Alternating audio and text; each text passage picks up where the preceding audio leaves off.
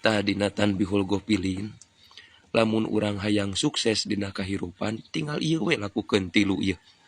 Wa an Aun ibni Abdillah rahimahullahu kana ahlul khair yaktubu ba'duhum ila ba'din salasa kalimatin. Jalma nu boga kahalusan, anu selalu gawe kahalusan sok silih wasiatan. Kanu jadi dulurna, kanu jadi baladna teh ku tilu kalimah. Simpel.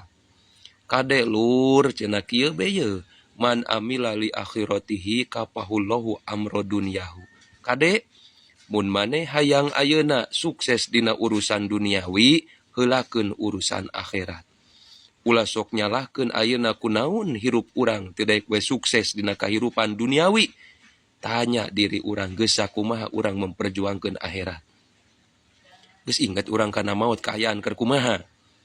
Boleh jadi, boleh bae ayeuna urang boga investasi dina nalika urang geus kolot. Kumaha ye urang kolot da moal jag-jag terus hayang neangan ayeuna dana pensiunan.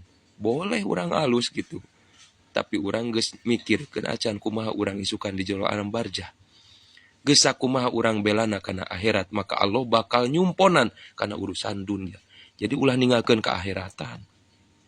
Waman aslaha sarirotahu aslahallahu alaniyatahu. Bereskeun batiniah, maka Allah bakal ngabereskeun dohiriyah.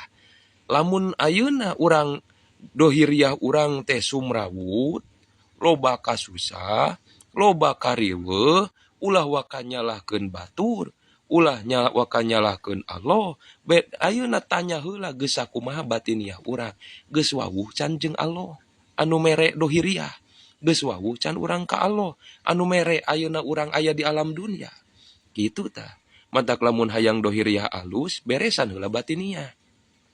Waman aslaha pima bainahu wa bainallah aslahallahu pima bainahu wa bainan nas.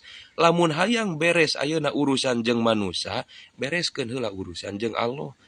Ngalaksanakeun kaparduan, ninggalkeun ayeuna palarangan, laksanakeun pasunatan, maka Allah bakal ngabereskeun urusan jeung manusia. Kitu ulah fokus kana urusan dohiriyah hungkul. Ari batiniah teh diurus, maka heulakeun urusan ka Allah, tibatan urusan ka manusia, urusan ka makhluk. Intina mah kitu. Mudah-mudahan uang dibere hidayah jeung taufik salamina ku Allah istiqomah dina kasayan.